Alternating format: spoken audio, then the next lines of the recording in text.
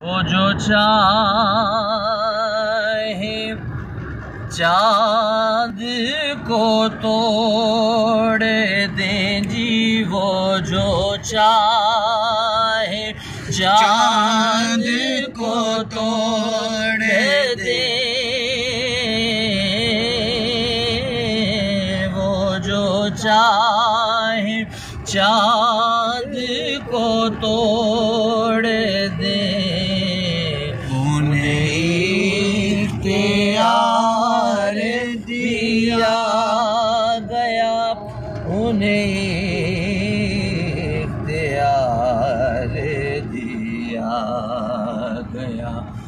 वो फिर उसके टुकड़ों को जोड़ दे, वो फिर उसके टुकड़ों को जोड़ दे, उन्हें इख्तियार दिया गया।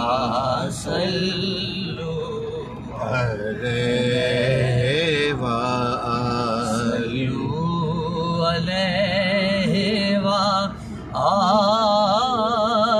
आलिहि, सल्लु अलैहि व